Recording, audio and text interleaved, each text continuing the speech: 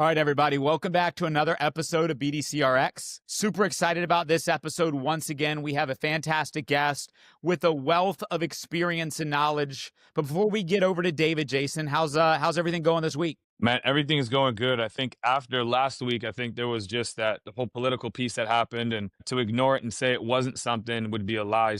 Honestly, from the last episode you had, Matt, to this one, obviously a lot has transpired, but honestly, just working through it, doing the best we can.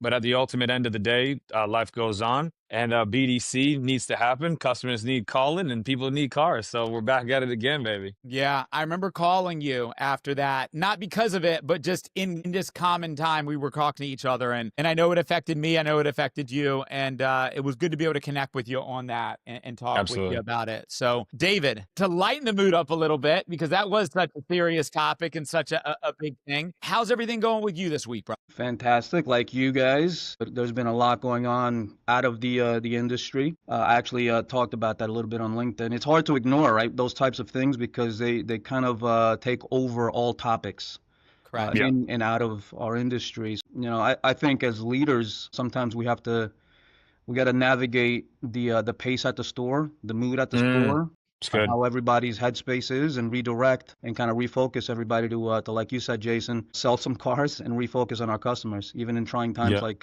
we just had. Yeah. Well, Yeah. I agree.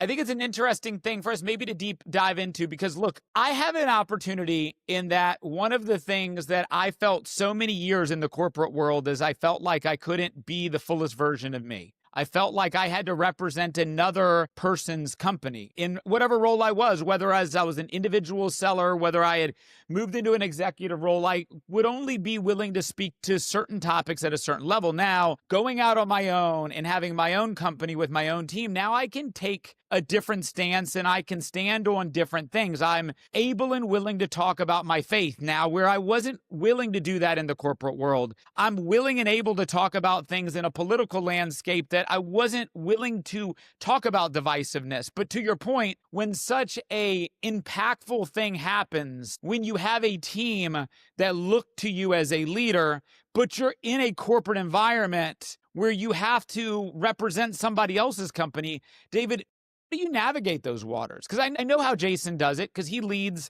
his team by his heart, and I'm able to do that. But I assume you, like me, when I was in the corporate world, feel a little bit of a restriction, but maybe I'm wrong. No, I think no matter where you are, I was in the vendor space and I'm here at the dealership, and I think both places it's kind of the same thing. The team kind of reflects the way you lead. They take on your personality in many ways. And I think as leaders, I'm a father. I'm a manager. I'm a leader. I feel that, and I feel like I have to set the tone. So when Yeah. these things happen, I think it's very important that we don't get too emotional. I think that it's very important that there is some part of us that talks about it because we can't ignore that these things happen. But also we can't become too immersed in topics because we have a lot of people that work for us and look to us that believe a lot of different things. Correct. And I think it's important when we have teams that are wide ranging that, we're intelligent about how we respond to things. We don't respond emotionally. We respond stoically in many ways, and we lead from in front. And I think one of the other things that I've found important to do in these aspects is to try to talk less and just ask more questions to my team and allowing them to kind of let me know how they're feeling about it and providing some wisdom and perspective. But by asking questions, it allows me to kind of understand the temperature of the water. And for me, I have an advantage and I think I have a disadvantage. I have about 80 overall employees, and I have employees in over 30 countries that work for me. And I have people that have different political backgrounds, people that have different religious backgrounds, people who have different cultural backgrounds, and everybody digests these types of things differently. Jason, you run a large organization. As I talk through this, I mean, how do you navigate those waters? It's so funny because here's the deal. As leaders, I think we also need to have a voice, right? We do need to talk about what's honest and what's in front of us. And momentum is a leader's best friend. Dave, I'm sure you know that. Matt, you know that if momentum is a thing, and like we were talking about before, because it's something that hits the heart for some and maybe some it doesn't, there's still energy that's different. But our job is to unite, and unity starts with the letter U. So my goal has always been to unite us, not make it about a political thing, but let's just make it a humanity thing. Right. And if the humanity is not what you agree with, honestly, then maybe there's no space for you at an organization, because humanity is really important to us. Because if you're, willing to do specific things that are inhumane, I don't know what you could technically do at work. And for me, it was an exposing of what I could potentially see some from people. I did have to dabble in, because I do have like about 160 people, 65 people. I do have like 100 under a roof. So I couldn't just let it go by. And I needed momentum to be there. So what I did was just said, hey, let's do what's right. Let's just look at what's happened. Let's take a moment to digest, not a moment of silence, a moment to digest, and let's get back to it, because we have a job to do. So because that was like the most neutral place I could be. And honestly, a lot of people came to me and said, I think that was great what you did, because I can't say the spirit, but you just let whatever need to go. And then you brought back in the energy with the rah, rah, rah. And Matt, you know how that goes at my job. Yeah, it's a rah, rah, rah place. And to your point, I think you used a great word of momentum. And I think that momentum is such an important thing in business. I had a newer employee that started with me about 3 weeks ago, and she was a person who had a lot of energy when she came in, and she didn't see a lot of success right away. And I'm so excited about what today leads for her, because yesterday she doubled the amount of appointments she's ever set in a day yesterday. And man, the thing that is great to see is, how does that rep carry the momentum of a great day? Because I try to remind my rep is, there's nothing changed about your skills from the day and the day before. Your different was your mindset and how you use the mindset and the momentum to carry on. David, as you've got people on your team, and I know you're in the process of building a newer team, a younger team in BDC, which is to me an exciting opportunity there at your store. How do you leverage momentum in the mindset that's so valuable when you have new young people that need to see success before they believe success can be there? What do you do around that? Yeah, I think both of you hit the nail on the head. We are selling energy. We are selling mindset every single day. Our vehicles sell themselves. We have so much competition. We have so much in the market, especially in northern New Jersey and the New York tri-state area. There's a lot of dealerships doing a lot of different things. Customers know what they want.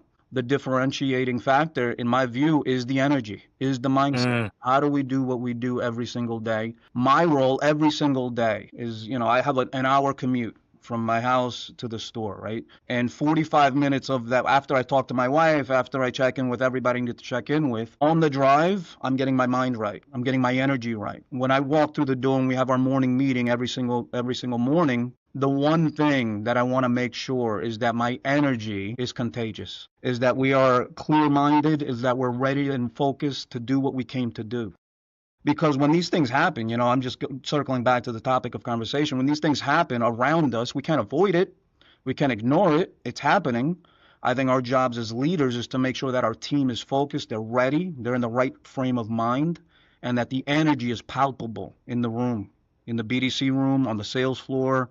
When that customer calls in, when that customer sends us anything, and that video that we send them introducing ourselves, they can feel the energy. Yeah. One thing that I always tell my people always is that the first person you need to close every single day, every single morning is yourself. Come on. On the product that you sell, on the team that you have, on the place that you work. If you can't close yourself, then you're in the wrong place. And that starts with me. I need to close them every single day that you're on the best team on the planet. And this is why. So it looks David, like Jason has a question, and I want to add one line, and then I'm going to give it to you. I use a similar thing when I'm talking to the you have to sell yourself first. And I'm going to take that quote, David, and as soon as we end this, I'm going to send that quote to my team. Another thing I say to my team around a sale happens is a sale happens on every interaction with every customer. That's right. Either you sell them or they sell you. Are you being sold more than your customers are, or are you making more sales? Sorry, Jason, to cut you off. No, David, I think what you said was like completely spot on.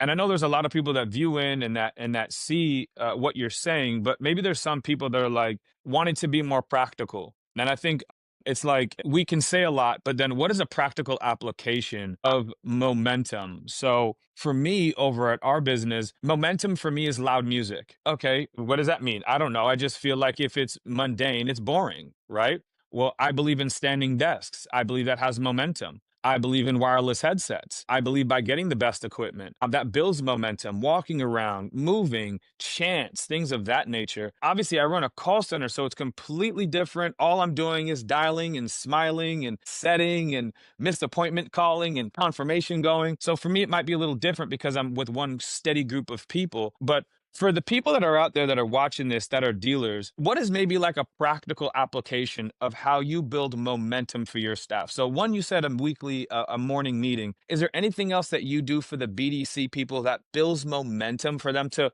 want to do good, not just for you, but for the store? Yeah, I think, in many ways, what we do is very similar to sports teams, right? You see the product on the field. Like right now, the NFL just started. We see the games and we see the players and we see the games play out the way that they do. What we don't see is what happens between Monday and Saturday, or in the practice, in the rooms where they're watching tapes and they're going over game plans and they're going over what it's going to take to win, right? And so those are the things that I like to focus on. Every morning when I wake up at 5 in the morning. One of the first things that I do is I send out a text, and that text is a little motivation. It's a one-liner. Might be a quote that I read from a book. It's industry information, maybe a link on a news article that I read out there that might help them. It's a product spec that might remind them of why they have the best product out in the market. And then it's refocusing on the goal at the day. Because I think that before you ever come into the store, before you ever sit in that seat, you got to mentally prepare for the momentum. There's no way that you can get into the game. Coach is going to put you into that game and you didn't even stretch. You weren't you showed up as the game started, he throws you in. There's no way you're going to succeed. The game starts well before 9 a.m. when those doors open. And that's every single day. And I think that compounds. My big thing is win the day. When you win the day and you're focused on today, that starts from the moment you wake up. That starts from closing yourself. And when you compound that day after day, week after week, month after month, you build a team that is motivated mentally, and that translates to activity, and that translates into results. There is no way that I'm going to have a team that is building results month after month, and I'm not pouring into them on a daily basis on things that I've learned, the experience that I've had, my managers, the team, sharing with each other. That's how we build momentum. This is what's working for me. This is what I'm struggling with. This might help you. Let's share. That's awesome. And I'm gonna go back to that the football thing. I have like a really good phrase for that. But I want the viewers to know kind of what David just did. And you said something, and I don't know if people are gonna catch on to that, right? You said I woke up and I started texting motivation. You woke up in the right mindset. That's number one. But David wasn't just sending out a text message. He wasn't just sending out a text message. He wasn't working. He was building. And we sometimes get this confused when we become leaders in BDC. Is like, I'll clock in and I'll get to the job. No, it's like you woke up in the ready to build someone. And I think that's the difference. And I can see this from you, David, is that you're willing to build people, and you believe building people builds a better process and also ultimately gives you the results you're looking for. A leadership quote was this, is what I tell people all the time. How do you get the team to move effectively and efficiently? And my leaders are like, hey, Jay, how do I motivate these people? And how do I really get these people to do more? And what I tell them is this: how the heck does a coach yell at these grown men on a football field? Does anyone how do you tell a grown man to run and he's making $50 million a year? Like, what are you really telling him in the huddle?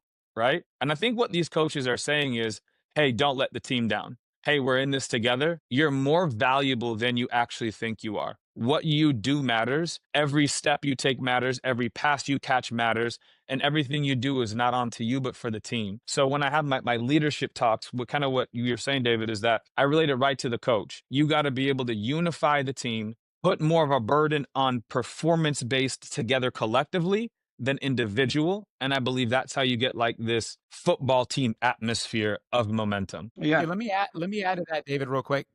I believe in a team building environment, I believe that you manage as a team, but I think that you coach individually. And I think that the way you hold your team to the same standards, the same expectations to get the outcome, that's how you make sure everybody stays on the same page. But I think if you don't know the individual's personal why around what they're doing, why they do what they do, what they're here for, what motivates them, then you'll never be able to maximize the potential out of that rep. And so what I hear both you and Jason say, which is, yeah, I deliver a global message to my team for uniformity and to provide the teamwork, but how you get the most out of that quarterback is you understand what motivates that quarterback. And what motivates that quarterback might be very different than what motivates the running back. I would tell you, one of my first experiences as a manager, when I was working over at DeLeron, I had this veteran sales lady, and she was been around a lot longer than I was. She, the number one thing I could do to motivate her is I said, if you set a certain amount of appointments and make a certain amount of sales Monday through Thursday, then you can have half a day on Friday. That was her why.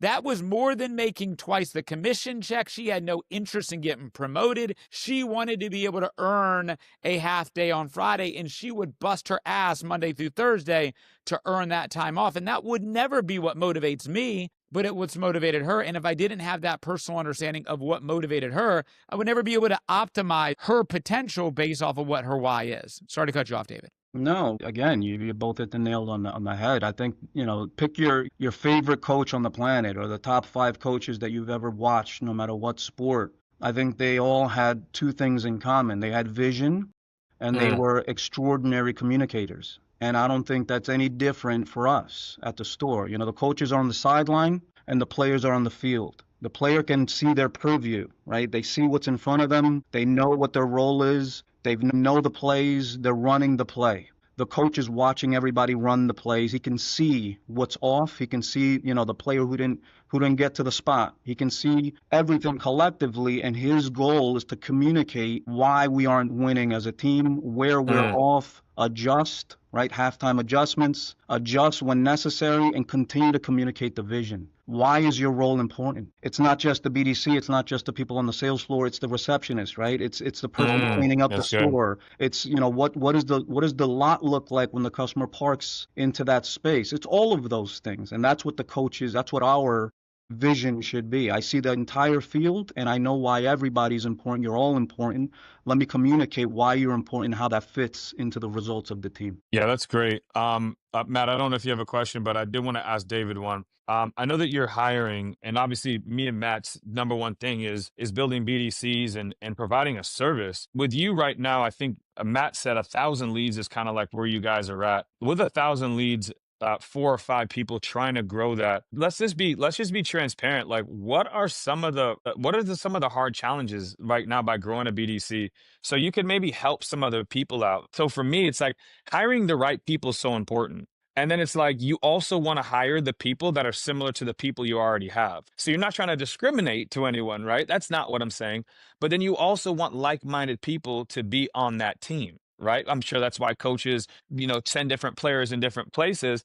It could be the same stat player, but it's like, give me this one. He'd do better in my culture, right? So what have you seen starting the BDC, building it up from scratch? Like, what are some of the things that you could tell someone, hey, if you do this faster, you do this less, you'll get more of a production. And if you want to touch on like how you're building it so that other people can maybe go a little bit faster in their journey of building that BDC for their dealership. Yeah, I think everything you said is true. I think finding the right fit and the right players for the right seats are important. I do look for certain things. It's hard to find those things from a resume when you're reading it because, that's like everybody's highlight reel or when you're speaking to them in person in an interview. But you try to pick up on the tenacity, on the grit, Yeah. How are you able to overcome a no, an objection? If there is experience. If there's no experience, can you be taught? Are you a student? Can you be led? Because I don't want to hire somebody who's looking for a job. I want to hire somebody who's looking for a career. Somebody who wants to sharpen their craft. Whether it's BDC or floor sales, we're in sales, and that takes a certain type of person. And that type, generally speaking, is a competitive person. Tell me about what you've done in your life. Yeah. Have you played sports? What type of competition do you like, and what don't you like about competition? Those types of questions are the questions that I ask personally, and those are the types of people that I want on my team.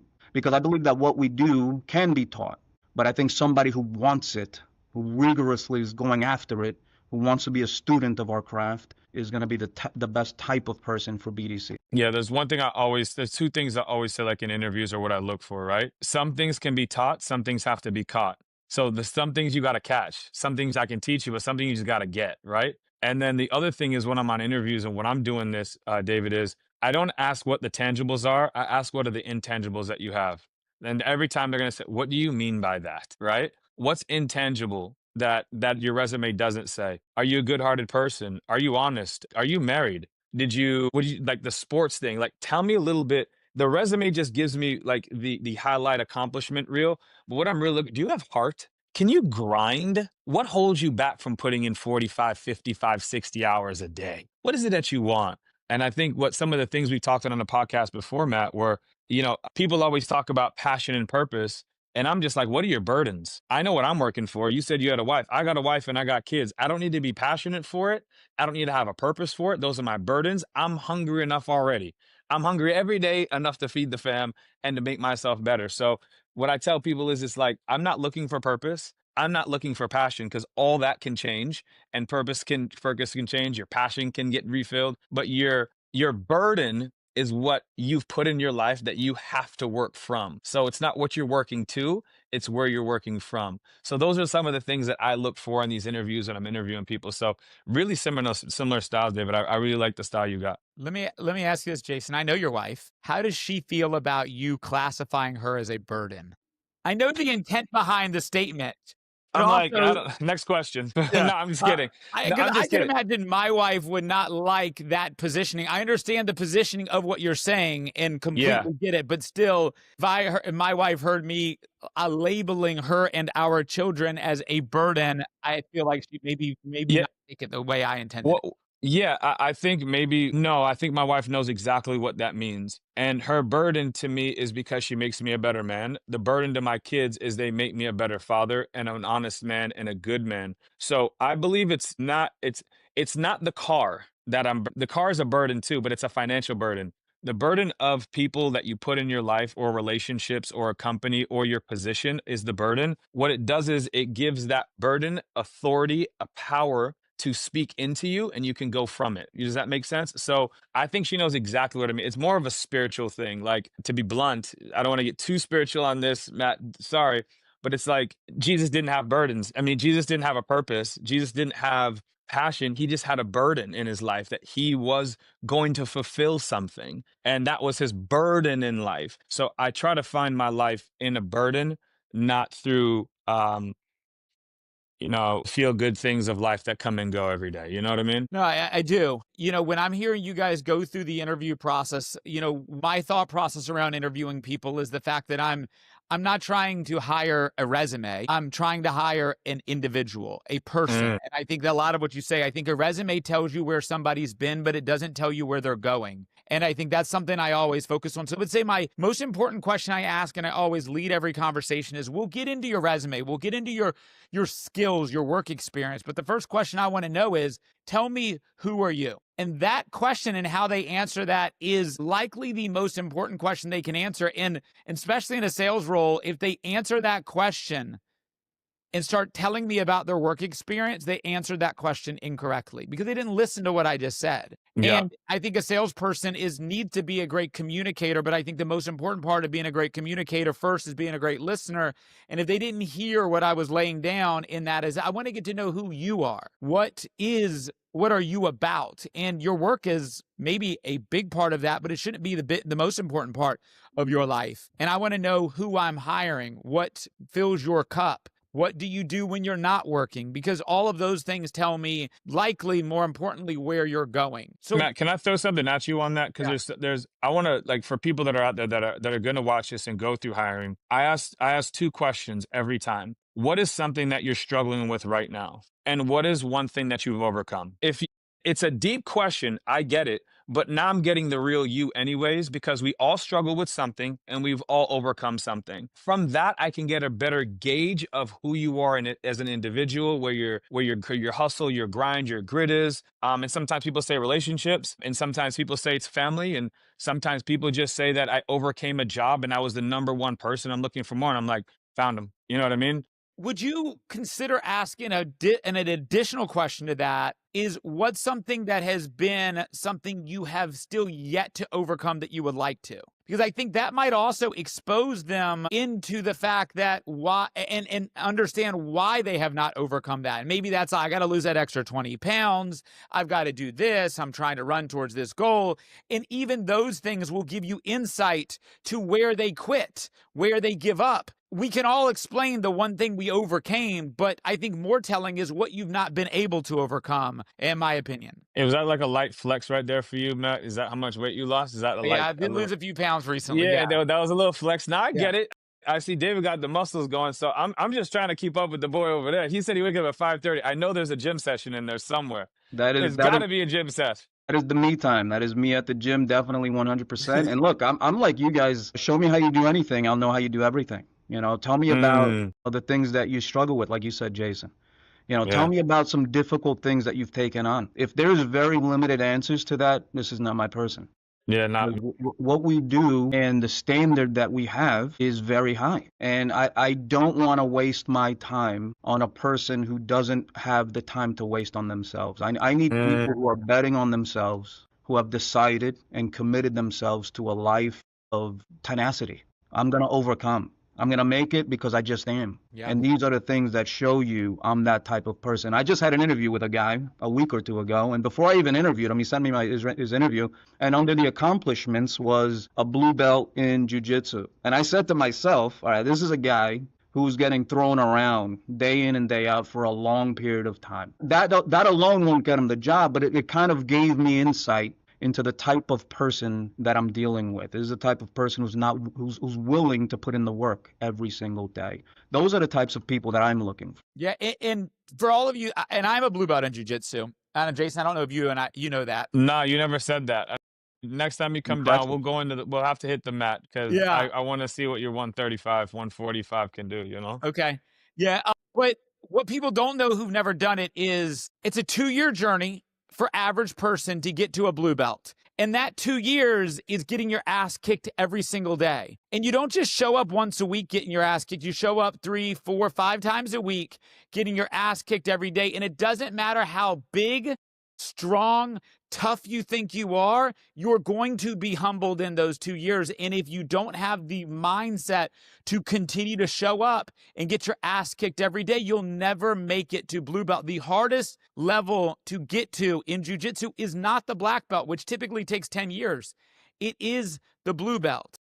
Because once you get to a blue belt, in most cases, the average person who walks in that door, you can kick their ass in most cases. And it's not a size thing. It's not a toughness thing. It's an experience thing. And you have to overcome to get there. So to your point, David, somebody that has accomplished that has humbled themselves, has overcame, and has been willing to suck at something and continue to show up long enough to eventually be good enough to accomplish something. Jason, what are your thoughts on that? And I'll take your challenge on that, getting on the mat. Oh, yeah, I know you had to at least put that jab in there just to kind of, you know. Yeah, because you're much bigger than me. I get it. No, but look, I'm not saying that at all. I'm going to add one more thing to it. The favorite thing I would love to see is you'd have that guy once a month. You'd have that guy from the streets who was the street fighter, tough guy who's been in a bunch of fights, and he'd be 250 pounds, pure muscle. And he'd walk in the black belt, the head instructor would say, hey, yeah, go roll with that 120-pound purple belt girl. And they'd be like, what? I'm this 250-pound guy. Like, I'm going to run over her. And that girl in a 5-minute roll session will make that 250-pound man submit 5 to 10 times. And he will quit to nothing but her pressure of 120 pounds. And it is the most humbling thing that a man and a person can go through is show up into a gym and watch how fast this 120-pound purple belt will submit you. It's so humbling. Sorry, Jason. Are you good? I think you're spot on with what you guys are saying in their approach. I would honestly love to hire a person like that. But I think what that guy does, and I think one of the values is that we should touch on is the consistency to get to it. And I think that's what you were getting to, or Matt, you're alluding to. It's the consistency to show up to get your butt kicked. And I think nowadays, just to point it out there, I just think that the generation that we're hiring, or that I hire personally, it's tough to find it. I'm just going to throw it out there and make it controversial. It is tough to find that player right now. People don't really believe in consistency. People rather wear jeans. I know, never mind, Matt. No, I'm not saying that to you, but something, I know you don't wear jeans. Do you? Yeah. You jeans I'd guy? rather wear like shorts, Well, come on, man. not like Anyway, dress shorts. Like I'd rather wear like athletic shorts. Yeah.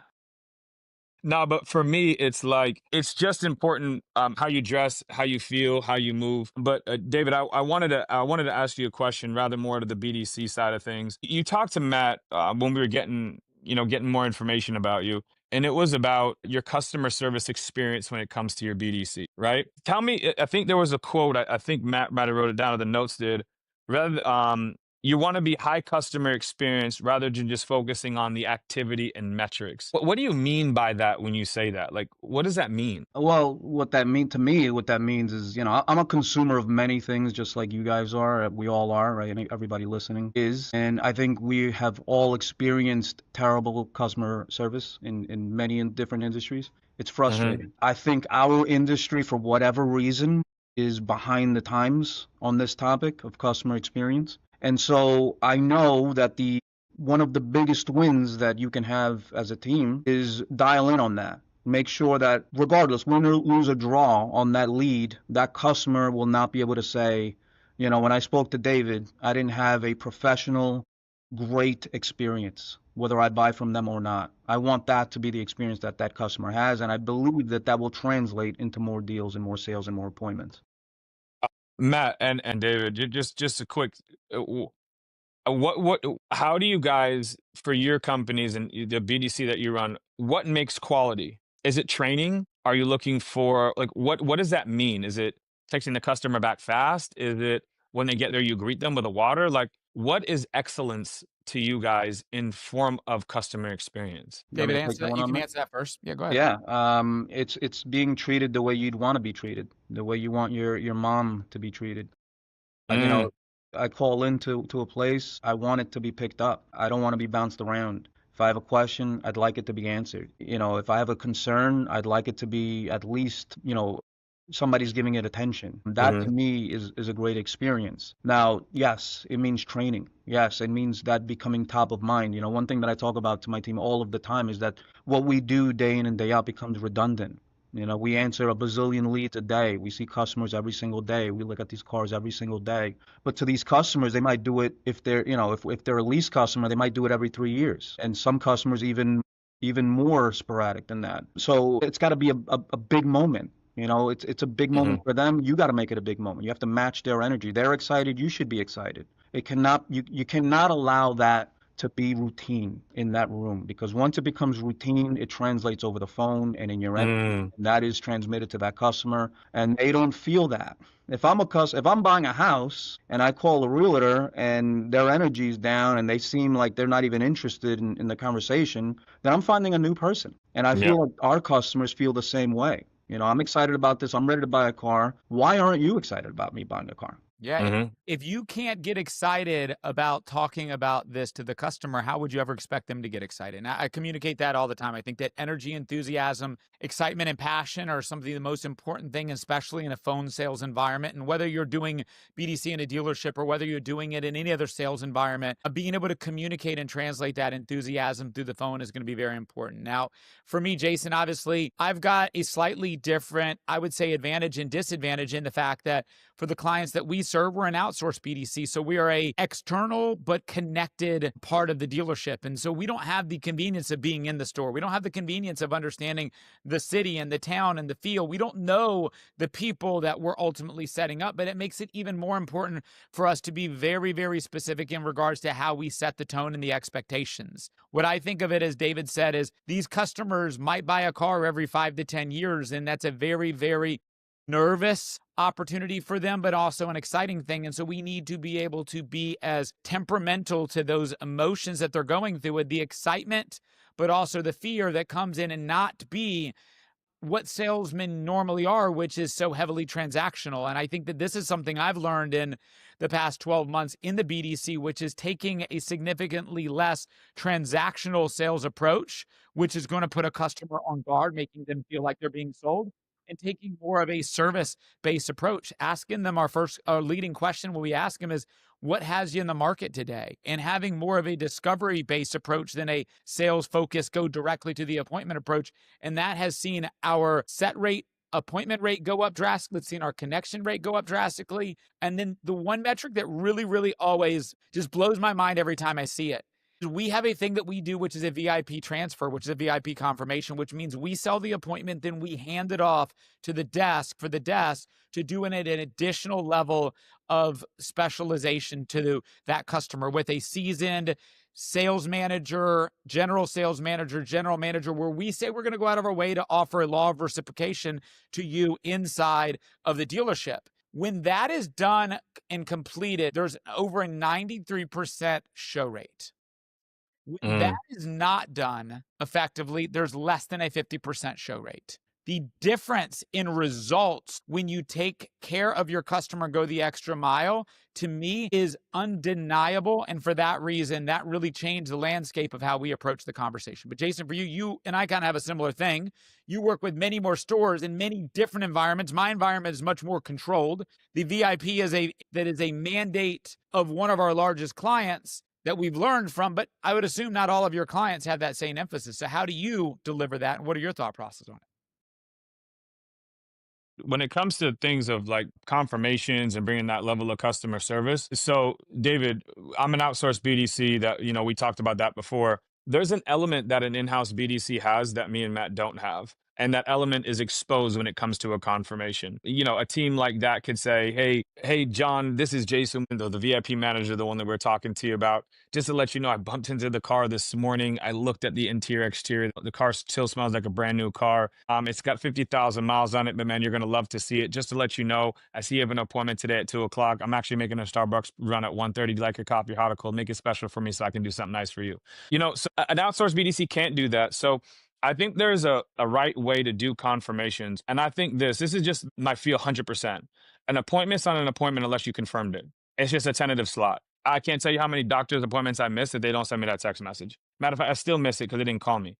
So I think confirmations are extremely important. It's just as important as the appointment. I think what happens is that we're so happy to get the appointment, we're scared to call the customer back. Because here's the reality. When you call the customer back for a confirmation, you give them enough time to actually react to what you just said. Because there's a discovery call, we're asking questions. But now I get to think about it. Well, hey, I was thinking, what happens if I don't have enough equity within my vehicle? Now they start thinking about these other scenarios and friends telling them something. So I think the confirmation calls have to be done with a higher level BDC person, BDC manager, desk manager. And if that person does have that good service and quality service, a world-class experience feel, that's where you're getting this 95% show ratio and all those confirmations. I don't know, David, how do you feel about kind of like me and Matt were saying these confirmations with your BDC, or do you guys do something different? No, we do something very similar. The night before we get an appointment sheet for the next day. We are confirming those appointments at the desk. And to Matt's point, before I touch on that topic, I think the transaction is becoming very relational. And I think both of these points kind of marry at this point. If the BDC did a great job of selling expertise and selling trust and not just selling an appointment, then it makes that confirmation even easier, because when we call, and I call and say, hey, Matt, I see that you're coming in on that 21 Hyundai Elantra, fantastic choice. Can't wait to meet you. I see that your appointment's coming in at 3:15 tomorrow. Can you think of any reason that you wouldn't be able to make it? First of all, I'm locking them down. I'm tying them down right then and there. But also, I want to let them know, like, I'm going to be here when you show up. And I can't wait to shake your hand. I can't wait to show you this car. You're going to have a fantastic experience. I'm not going to waste your time. We're going to get right to the point. And they hear my voice.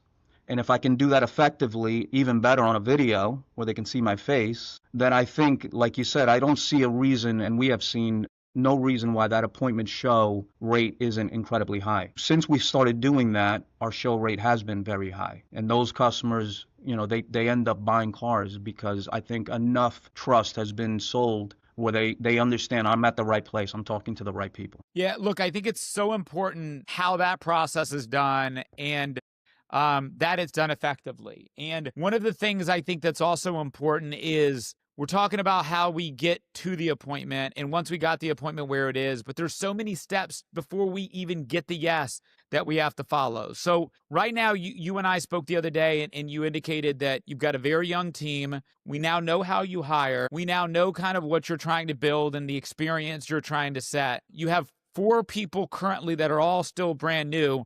What would you say is your biggest obstacle right now in being able to deliver the results that you feel like you want to get from the store? Headcount. I Okay. just need more bodies. We talked about earlier in this conversation, we talked about, people today and what they're looking for in a career and in a job. And I think just a little bit differently, I think people want to be coached. I think they want to be Mm, part of something.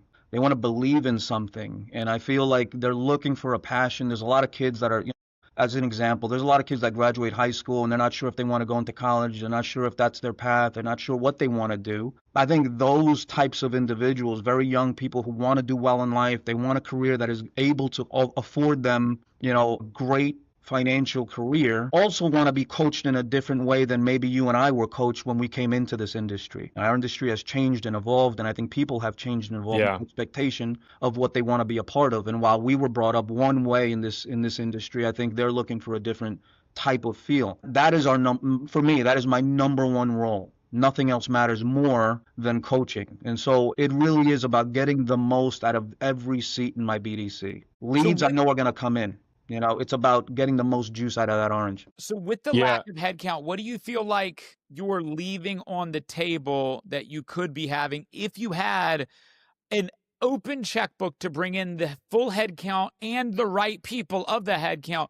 What would change in that regards? Yeah, I think there's a number, right? There's a number of leads that every person can handle effectively and efficiently, in my view. Yeah. And I think once Agreed. you go beyond that number, then, the results will diminish. I think it's just, that's what it is.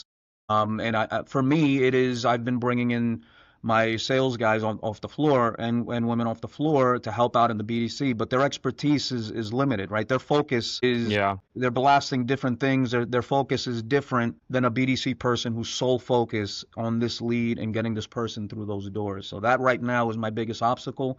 If I'd had it my way, I'd have, 8 to 10 reps in that room and we'd be boiler room style getting Yeah. customers through the door. Yeah, I think David, what you're saying is like completely spot on. I think there is a number per lead per agent to do it effectively and efficiently. And I think there's different tiers of agents so they can get specific leads. Not everyone should get the same one. There should be a fight for it. There should be a little bit of there needs to be, right? Mm. I like what you're saying. I humbly agree. And one of the thoughts is this. This is what I've seen over time. I don't know. Tell me if I'm wrong or right on this. Pay plans dictate behaviors. We know that as leaders. That's an obvious. That's why I pay plans. But in a BDC, it works a little different. If I'm a BDC agent, there's inbounds coming in. I know what leads are good leads. If I know if it's a Facebook lead, I know it ain't closing that well, but I know a dealer on it. You know what I mean? I know a guru's close a little bit better over here. First party organic leads coming from the website. Oh, if someone's calling, I'm gonna pick that one up. Do you think because there's not enough resources, do you think do you think cherry picking becomes a thing? Like, I'm just gonna focus on what's hot. Why would I really want to wrestle with that customer on one of these harder opportunities? Wouldn't it just be easier to just get the easy hanging fruit? Do you find that a thing when you're running? Because I would say you are running lean. I would say you're right. You probably, for 1,000 leads, I'd say 8 is solid. 9 would like a little bit, like like the 9 person is an in and out kind of. You don't have everyone's a rock star, but you got that in and out person, a part time. They're picking up maybe some extra shifts and hours and stuff like that. But do you see that the team runs lean? Because obviously I see it all. I mean, I'm part of a BDC. Do you think that they're just working pay plans so they make it look really good, so their paychecks look inflatedly high, but then it's like, well, the results may vary. Do you get that sometimes? Absolutely. I think, when you have way too many leads and not enough personnel, you're leaving money on the table, for the house. Yeah. If I were them, I would do the exact same thing that you're saying and that you're describing, Yeah. of course. Because like you said, they know what's working, what's not, what tends to close and what doesn't.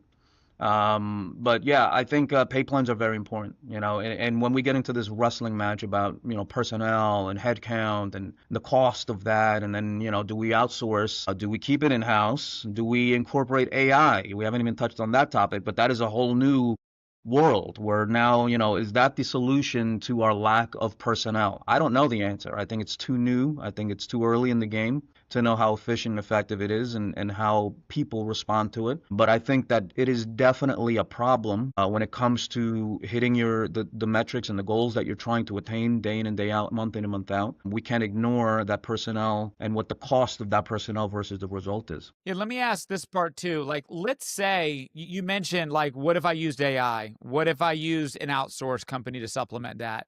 Let's say you did either of those or both of those. Where do you think your team is most valuable? If you maintained four, but then supplemented the things with other resources, where is your team most valuable to be? Because I asked that question because I have some stores where we run full bore, we take every lead front to back, run a full cadence. And I have other stores where we have an integrated process with strong internet department, strong BDC managers, and those processes work really well. And our team kind of fills the gap of the things that they're either not good at and or not willing to do. Where do you see your team having a specialization? I think specialization for us is once you got somebody on the phone, I want to talk to them, right? So I feel like I'm the best closer there is, right? Okay. And Come so on. I want, I want 10 of me, right? So if I had it my way, I'd have a team of people just calling, making contact, and then sending that over to the person who can close. So that would be ideal, but I don't know the cost of that off the top of my head. But that would be the setup that I would love. But it's a mix of that, and that's where I think you can fill the gaps with an outsource. You can fill the gaps with an AI. Can we get them to a point where a phone call, do you have a few minutes to jump on a phone call, and then getting the right person on that phone call? I think that is the sweet spot when it comes to over the phone sales and appointment making. Yeah, Matt, I want to jump because I don't want to skip a topic, and I think it's important because I know we got to land for time. That AI thing. So obviously, me and Matt are outsourced BDC. Like you would think I'm scared about it. I welcome it. I'm happy that it's coming. I'm happy it's around. I had a friend text me, and he's like, "Hey, which pre-workout should I buy?" I'm like, "You don't even work out. Like this is just his first week going to the gym ever, but he wants to buy the pre-workout." It's like, hold on. I think what it is in AI is a supplement. But if you ain't working out, what are you using it for, man? It's like protein powder. That don't mean that you're not getting stronger. You're getting bigger in the wrong way. You know what I'm saying? So I think AI is going to be a really good complement for texting and emails long term. And I think what it's going to be able to do is just keep us in front of customers on more of a mundane task that BDC agents have to get stuck with. That I think now we can just kind of, for me, I swear, I just wish BDC just pick up the phone and call. Like if that was like the only thing we needed to do in BDC, I would love it the most. Like texting and I mean, maybe text, we can text, but emails, if that never existed, we never asked for the field, I wouldn't care at all.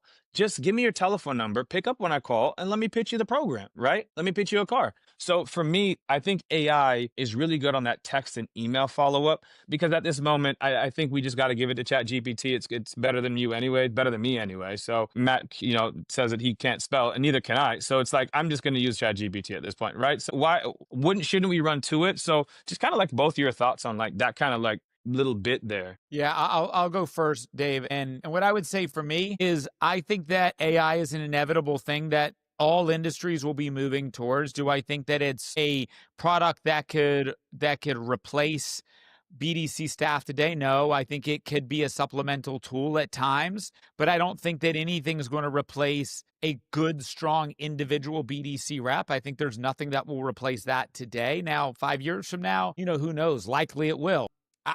We have AI in a lot of the stores we do that handle some of the longer term follow-up, but I would never put AI customer facing in the first 7 days. I would maybe have it to where that 6-month follow-up that I know will never get touched by an employee because they'll move to the fresh stuff.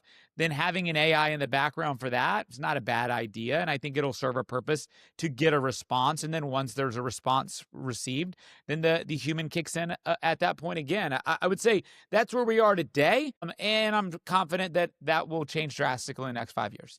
Yeah, I think another sports analogy coming, but I think AI is the special teams of what we do, right? I think we are a contact sport and we need to make contact. So I need help more That's good, contact. man. Like, let's That's make more good. contact. Get me on the phone, like I said before. Get my guys on the phone. I'm confident that they can make an appointment. I just need somebody on the phone. So if AI can help me talk to more people and get them on the phone, I am all for it. I think that's where AI is going to supplement, like you said, Jason. It's going to supplement you to put some weight on. It's going to supplement Yeah. you to pad your sales, to pad your show rate, to pad your appointments, because it's going to do what a person cannot do. It's going to be able to follow up for 30, 60, 90, 120 days, whatever it may be, long term, to continue to talk to people until they're lower funnel and ready to talk to somebody. And that is something that we definitely need help.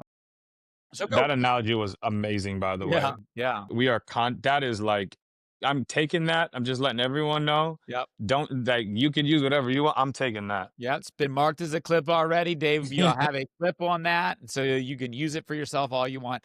All right, so I've got one last question for me, and then Jason, obviously you can take us home from here.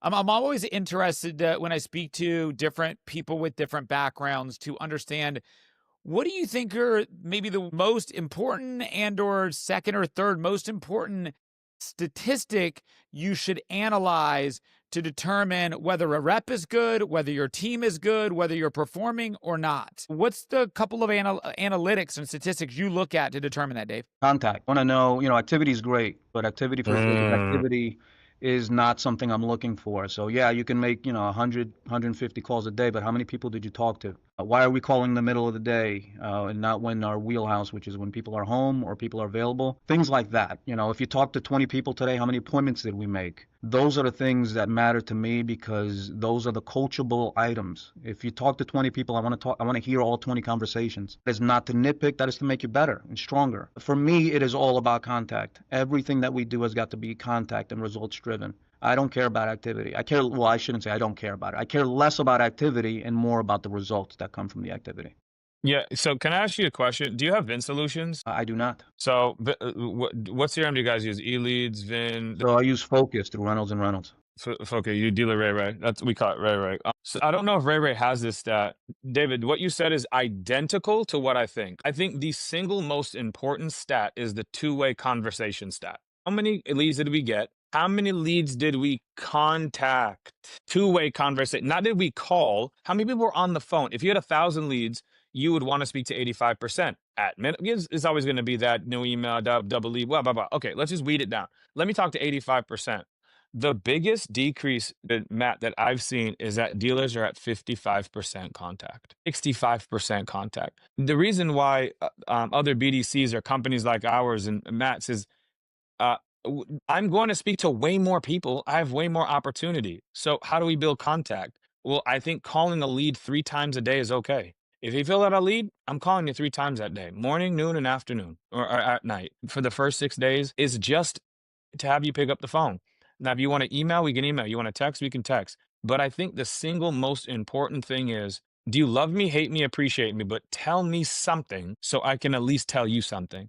So I think what you said is absolutely correct, spot on. I'm a contact guy, went through and through. The first stat I look at is not how many appointments we set, it's how many leads did we contact. And then I can see what my show ratios and set ratios after that. So let me ask you too this, because that's probably one of the biggest things that we track as well. I would say that our number one metric we look at to determine a successful store and a successful person is the lead to show rate, which factors in the connection rate, then how many of those then you set. It's kind of the all-encompassing start to stop number. But I would say connection rate obviously is where we are able to determine the best. Now, when you say connections, Dave, I heard Jason speak about rate of connections. Are you speaking about total volume of connections or rate of connections? Because to me, it sounds like the same thing, but there's different coaching that comes into play based off of which of those numbers you're looking at. Is it that I want you to talk to 20 people today, or activity does matter when it is connection rate? Because the more connections, even at 55% as it might be,